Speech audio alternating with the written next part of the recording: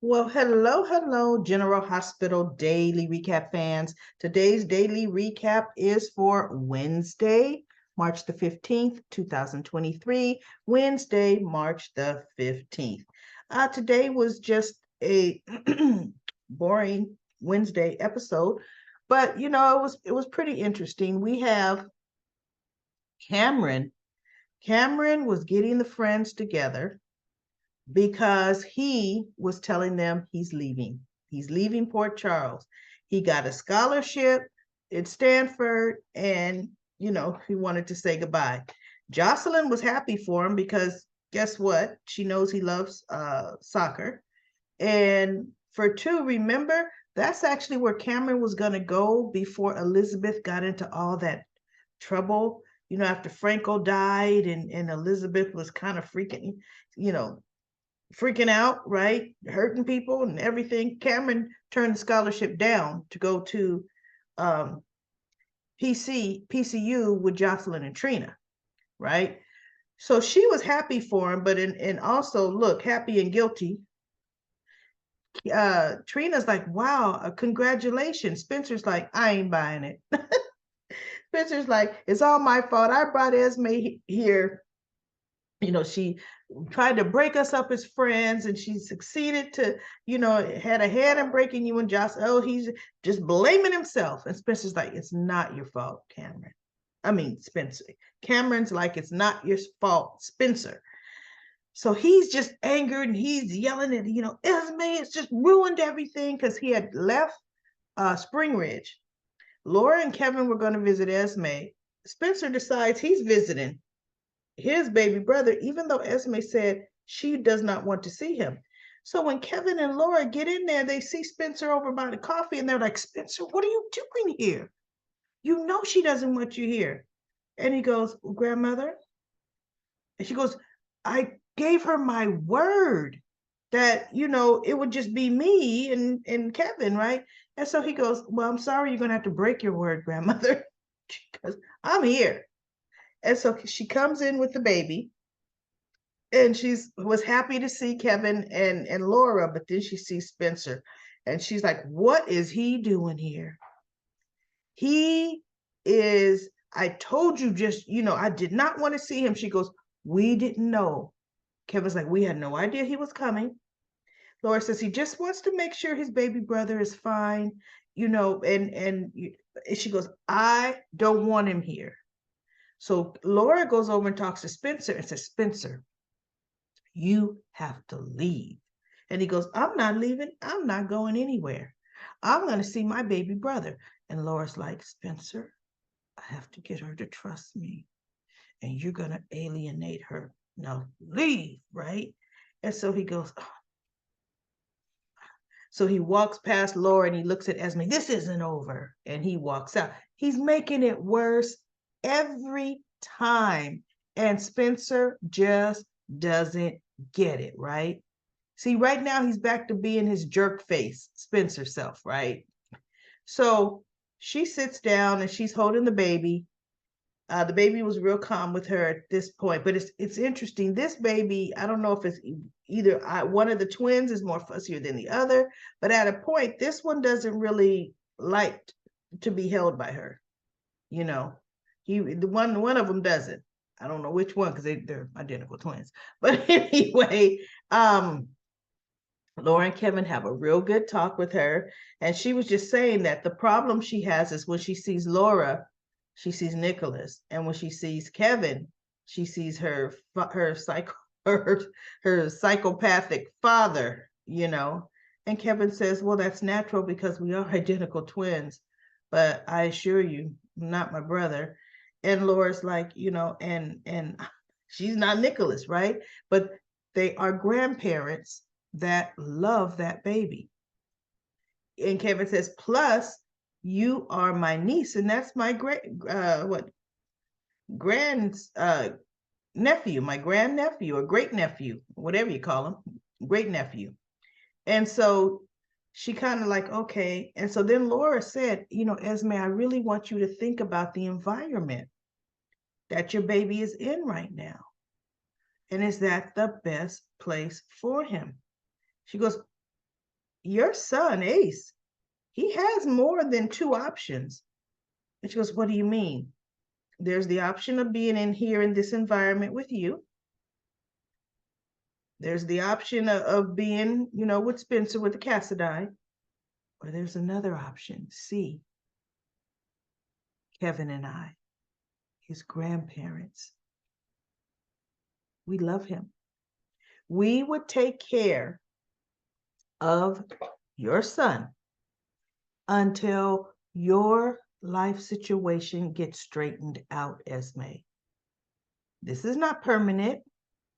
This is just until what's going to happen to you is settled and you're back out. So and Esme actually thought about it for a minute, like, you both will be willing to take my son? And they're like, yes. And so she goes, but you know what? The answer is no. The best place for my son is with me for as long as I can have him. Because Laura was letting him know, you can't take him to Pittenville if you have to go to Pittenville. But look, Esme's kind of like, well, look, while I'm here, I can have him, and I'm going to have my son. So she goes, and he was fussy. That was the fussy twin, I guess. So she goes, it's time for us to go back to our room. Actually, when the scene came back to them, because you know how soaps, they cut to different scenes. When it came back to them, the baby was asleep on Esme. So that was the other twin, right? He was asleep. And so she goes, you know what? It's time for me to take Ace back to our room. And Laura's like, well, thank you so much for seeing us. And Esme stands up, and, they all stand up, and Laura kind of rubs him. She goes, I don't want to wake him. And she rubs him like a doting grandmother. And Esme walks out. And after she walked out, Laura starts crying. And Kevin's like, it'll be okay. Because Laura does not want to see him in there, and what grandmother would? Especially since you have the means to take care of him. And so, because Laura told him, we have done this before, And so she goes, I know. She goes, Kevin, one thing I could tell you, you can't say she does not love her baby. She does. She loves that baby, which is an evolution for Esme. She loves the baby. And the funny thing is her cunningness and her quick thinking. I'm like, okay, her personality, I think her memories are coming back, because a lot of that fight, that drive, and especially when she saw Spencer, ooh, she was ready to throw down, right? So Esme takes the baby out, and we go to other scenes, and then she comes back into the room. The baby's still asleep on her, and she goes, where is that binky, Ace? Where's that binky? And all of a sudden you hear this, you looking for this? And it's Trina. She's given Esme the pacifier back. And Esme, the look on her face is like she does know Trina is the one that she framed, because she knows she apologized to Portia. But it was funny, it's just the true look on her face was more like, what are you doing here? Like Esme would look at Trina. Esme, with her memories back, can't stand Trina. And just, to me, part of that look on her face was definitely that, right? So that was interesting there. And then we have Portia and Elizabeth talking. Of course, I fast forward that whole thing. We have Christina. She comes by to see Sonny. She checks on Sonny, and Dex is overhearing the conversation. And what this has given Dex is now getting firsthand seeing Sonny as a father, right? Because Christina decided she wanted a restaurant, and she wanted Sonny to back it. And he goes, I thought you loved managing Charlie's. She goes, I do. So she goes, stop it, Oliver. My Yorkie, he's whining for some reason. So anyway, she goes, I do. She goes, well, then why do you want a restaurant? And so she goes, well, because Molly, her career is on her way. and then we've got Sam and Dante, and Sam, their lives are getting planned, and is on her, their lives are on their way. And I'm thinking Sam's life is not on that much away. Sam is a private eye when she choosing to be a private eye, right? That's Sam. So he goes, okay, Christina, now what do you like about Charlie's? And so she talked about, I love the customers being happy. He goes, I thought you also like, she volunteers somewhere, and I forgot where he says she volunteers. And then she also, does Charlie's, volunteers, and she has her free time. She goes, I love that. He goes, you do know if you open up a restaurant, you will have no free time at all to make it successful. And she looked at him. He goes, would you like that, Christina, to have no free time? And she goes, well, no. And he goes, well, that's your answer. He said, Christina, do not compare your life to your sister's. Don't. You're you. You're an individual. Be happy. And Dex is just listening to this, right? So anyway, she goes, thanks, Dad. Thanks for the advice. And she gets up and she goes, I got to go turn the open sign on Charlie's. And he goes, Charlie's has been open for hours. He goes, I know, but I guess the morning guy, she goes, he forgets to put the open sign on. Oh, turn the open sign around. He never remembers. So I'm going to go turn it around, and she, bottom line, Sonny should have given Charlie's to Christina. I don't know why he did not. Phyllis could have managed Charlie's for Christina, just like she was managing Charlie's for Sonny. Why I thought, Sonny, you should have given that to your daughter. I just thought that right off on my own, just from the beginning. So then we have Alexis having lunch with Sam, and Gregory is having lunch with Chase and Finn.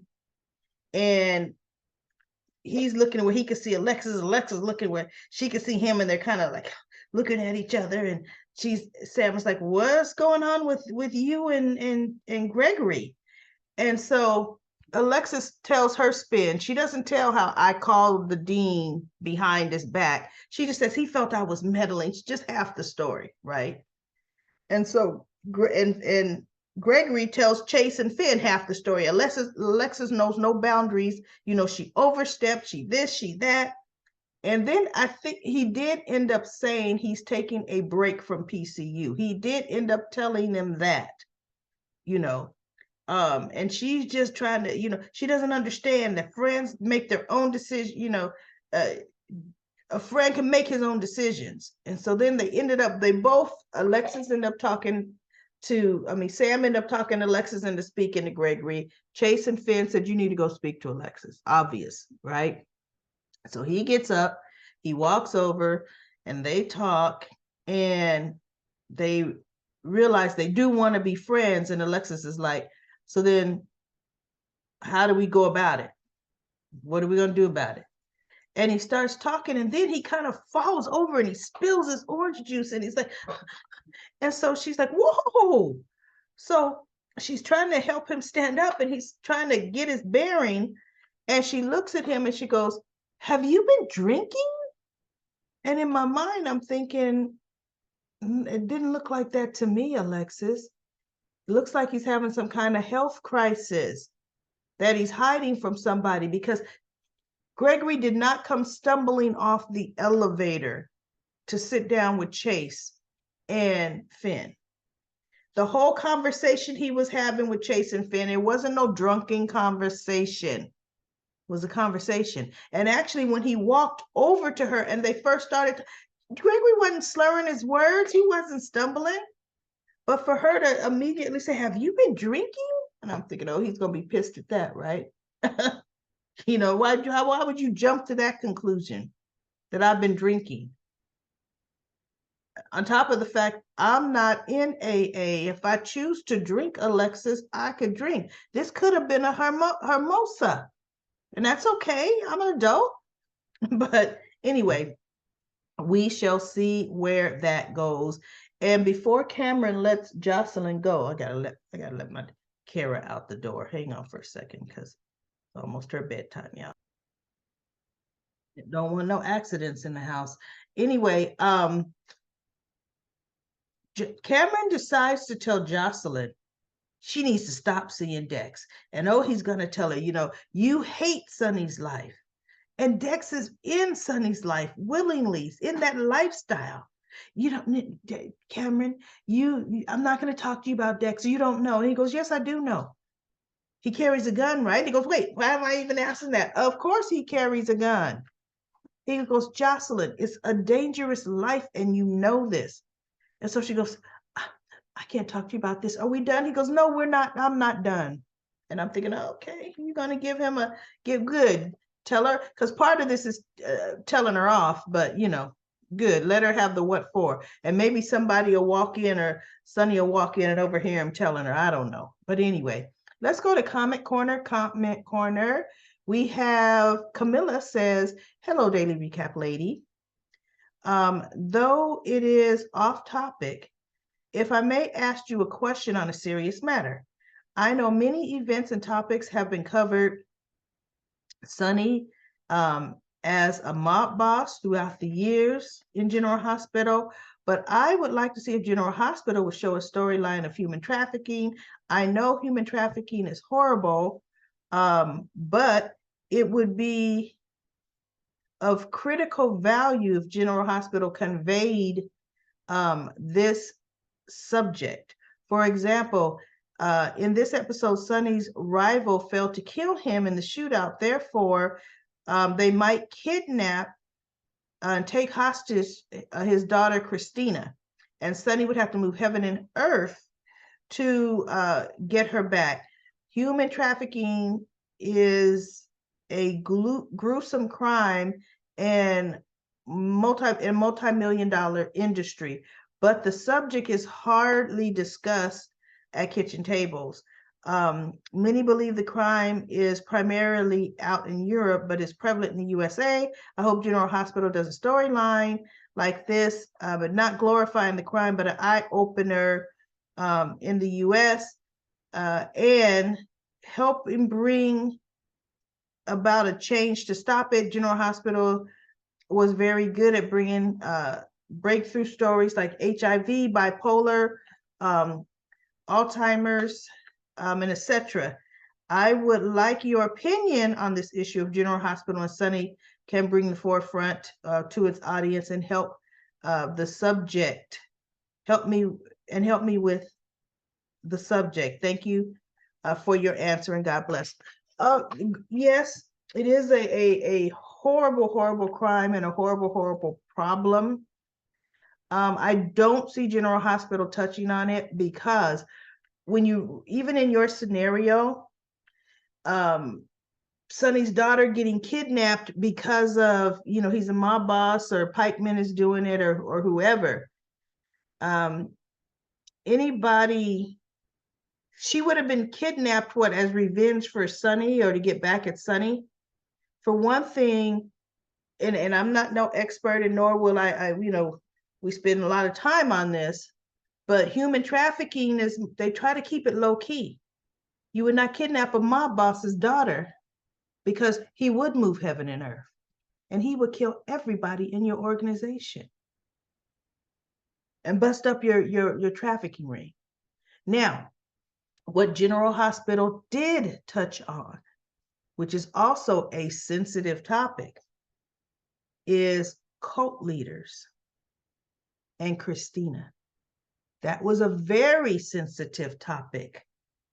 Even when Sonny and Alexis had Christina kidnapped so that they can have her deprogrammed with the help of that doctor.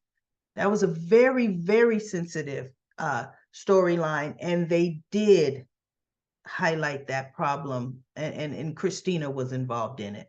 So that's probably about as much as I think they're going to go into, because Shiloh was deep.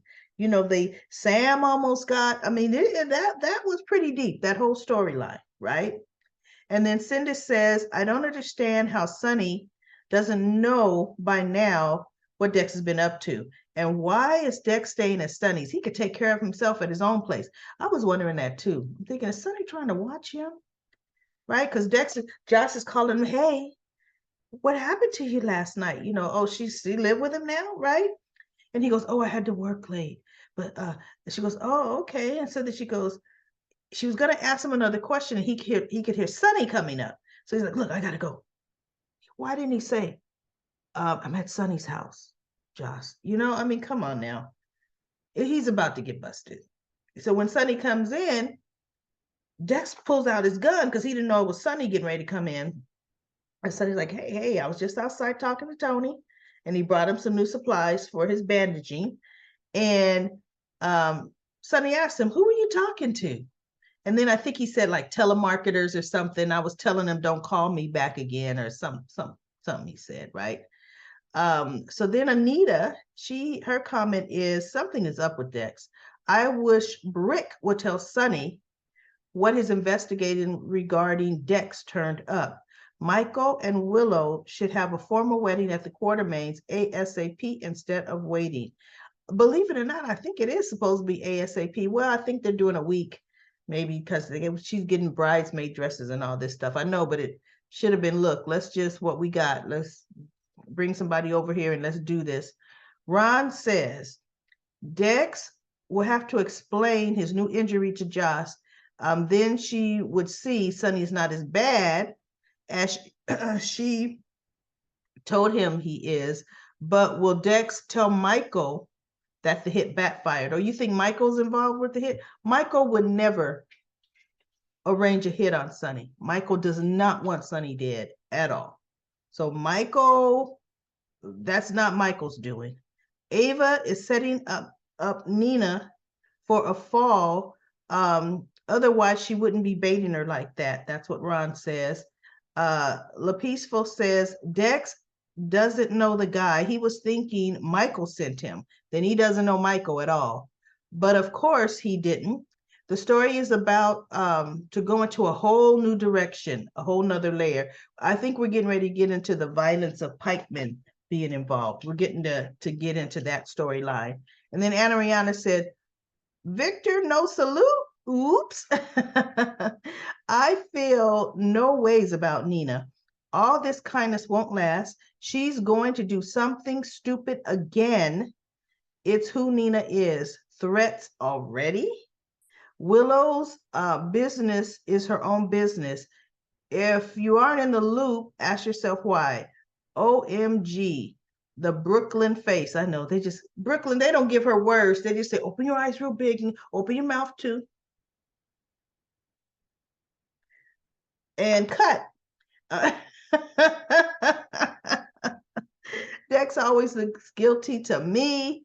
The more Brick looked at him or said he would like to find out more stuff about Dex, he looks more guilty. Brick did bring up Dex keeps getting shot.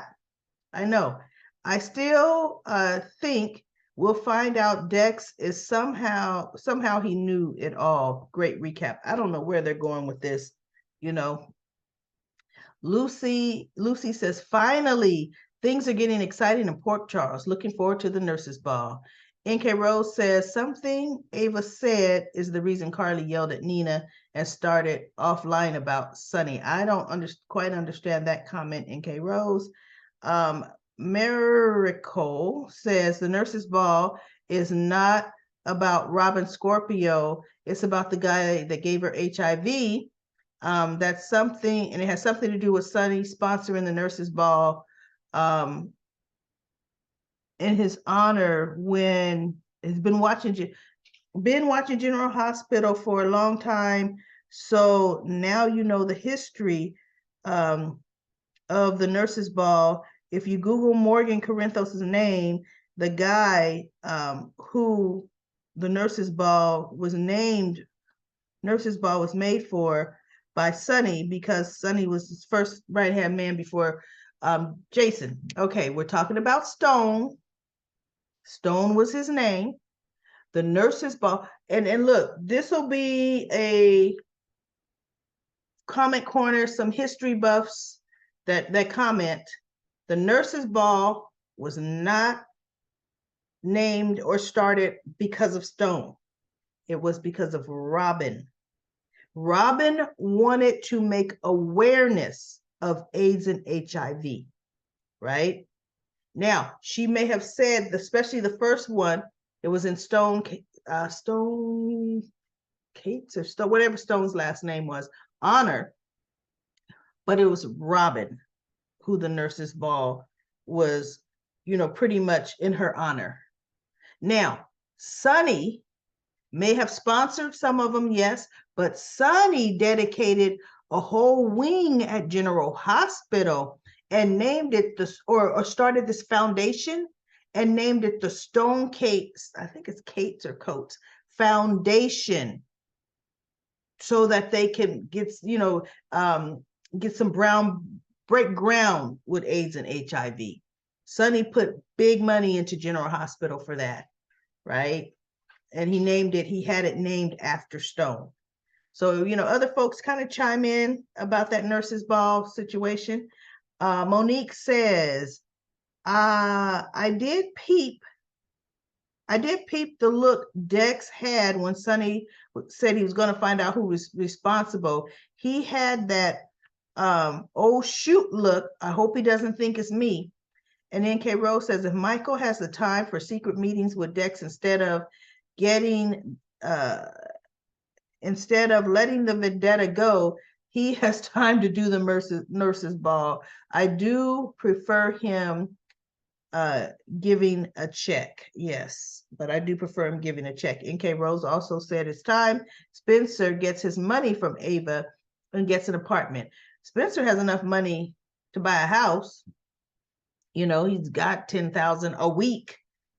It's $4,000 a month. But see, at this point, now that Ava and Spencer, things have gone, you know what? Spencer's not 21 yet. So perhaps his trust fund is not available to him until he's 21, maybe. And some trust funds, depending on their amount, they only get portions. Sometimes they have to wait till they're 25. They can get stipends. They have to be managed by an adult, so we don't know the true structure of Spencer's trust fund. When Nicholas gave it to Ava, Spencer's trust fund was not in Spencer's control. It was in Nicholas, his father's control, as it should be. Why he gave it to Ava was ridiculous. It was absolutely, positively ridiculous. I don't know why Nicholas did that.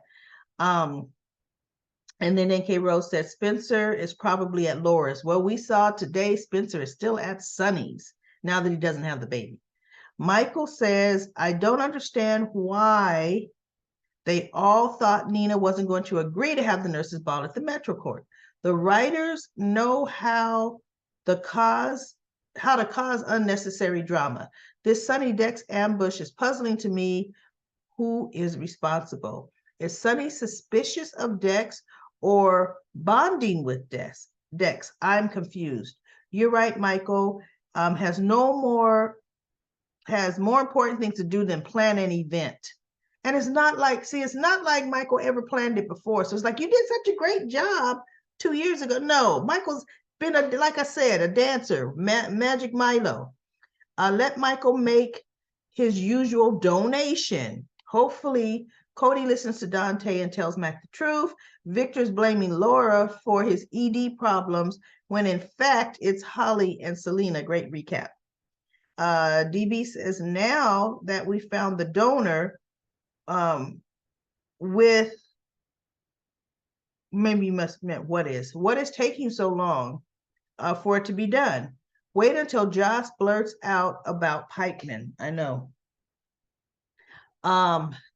About to have Sonny's son back on, you think he's Sonny's son, huh? Back on the meat hook, even though he's having a change of heart. I think him and the hitman was together. Oh, you think that? I don't know. You know what? I honestly don't know where they're going with that whole storyline. P. Merle says, don't give Nina too much credit. She will never change her attitude towards Carly. Nina has Sonny but still's not satisfied. She wants to stick it to Carly at every turn. Why is Carly's love life any of Nina's business? And I mean, she will throw Drew under the bus to punish Carly. Uh, such a pity, such a petty effer. Biology doesn't trump anything. Carly and Drew don't need GH fans blessing chemistry or not. Yeah, okay. Susan says, hey, Willow talked Michael into working on the committee. She has no problem with him doing it. She is selfless, wanting the ball and letting Michael be a part of it. Deirdre says, Miss Wu put something in his drink and when he took a phone call. I don't remember that. I could have sworn the bartender girl brought it over and she said it was from the lady over there and Miss Wu just held up her glass. I don't now maybe she had it and said, hey, can you come take this to this man? I don't, and I'm not gonna find the episode to look it up because it's not that important to me. Terry says, thank you, Daily Recap Lady. Today's General Hospital was boring with Maxie wasting half the show talking about the nurses' ball with nothing not happening, and she wasn't even asking her friend Nina yet if they could use the Metro Court. I know Maxie used to work for Nina. Maxie and Nina does not have bad blood between them at all. I don't understand why Maxie did not just go straight to Nina. That was really stupid. I'm going to come tell Carly and Bobby as if Carly could even do anything. Maxie, go to Nina. Yeah, that was stupid. Why she didn't. Nina was back to being annoying today. As soon as she learns about Carly being Willow's maid of honor, she will make the call. Bridget says, the masquerade ball is on the Young and the Restless for their 50th anniversary. The nurses' ball is regularly dressed for their 60th. You are 100% right, Bridget. I forgot that the Young and the Restless, Nikki Newman, is planning a masquerade ball, but that would have been cool for the nurses' ball. And then Getting to the Root says, congratulations on 1,000 subscribers. I just wanted to thank you for your review of Nina today. Being a Nina fan, it's nice to hear when she was given a chance. I'm a big Nina fan. Thanks again. And then Sandy says, poor Limp Noodle Victor, I'm so sorry. Nothing will stand up ever again. I know, because Finn is like, oh, there's no cure. The damage has been done. Today had too much nasty Nina and self-loading Cody. Stop the madness. DB says, well, so much for pillow talk. If his soldiers can't salute you guys, leave poor Victor alone.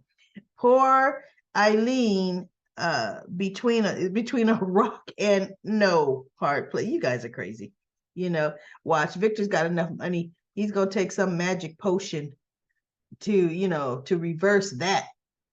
So we shall see. But that's it for the daily recap of General Hospital. I will be back tomorrow for another daily recap.